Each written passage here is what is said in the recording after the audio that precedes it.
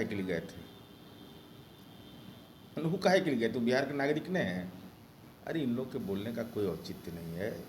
जिसको पार्टी ने ही विश्वासघाती करार दे दिया हो, जिन पर आरोप, उनके परिजन पर आरोप लगा संपत्ति बनाने का, और उसका कोई जवाब अब तक तार्किक नहीं दिया, और रन छोड़ के भाग गए, तो उन पर क्या टिप्पणी करने की जरूरत है? उन पर टिप्पणी करने की जरूरत नहीं। कह रहे हैं कि राष्ट्रीय कार्यकारिणी की जो बैठक हुई थी उसमें उनको तुम ताम करके बातें बोली गई, वो उनको खटकी है।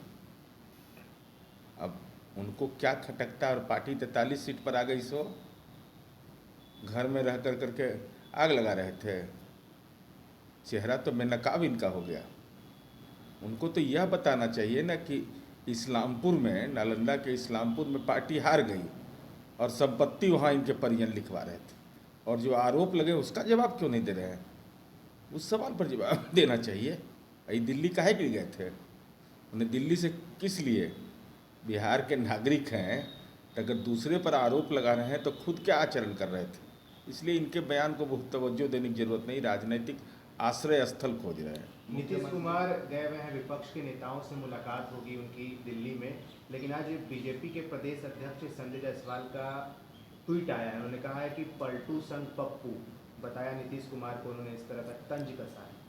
नहीं, तंज नहीं कसा है, वो भाषाई रूप से हमको लगता है कि राजनीति में अपसंस्कृति के पर्याय हो गए, क्योंकि स्वाभाविक है, कर्म के बदौलत तो इनको मिला नहीं।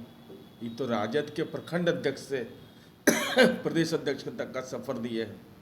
अरे लोकतंत्र में भाषा अच्छी रखिए, यही सिखाया गया आपको। सांस्कृतिक राष्ट्रवाद, एकात्म मानवतावाद, ये अटल अडवाणी जी का भाजपा है, नहीं रहा क्या?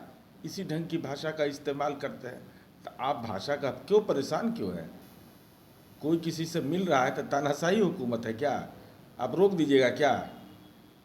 भारतीय जनता पार्टी की औकात है रोक देने की? तो इस ढंग की भाषा का इस्तेमाल, नीतियों पर न बोलिए। ये न बोलिए कि जो कहे थे लोकसभा चुनाव में 14 में, 19 में, उन वायदों का क्या हुआ? उन वायदों पर अपनी ट्वीट करते तो ज़्यादा अच्छा रहता। इसलिए भाषाई तनाव में रह कर करके राजनीति की लकीर नहीं खींचा जा सकती। इसका मतलब साफ है कि नीतीश कुमार जी के दिल्ली जाने से भाजपा बेचैन ज़्यादा है, तो बेचैनी में भाषा अब संस्कृति का शिकार हो रहा है।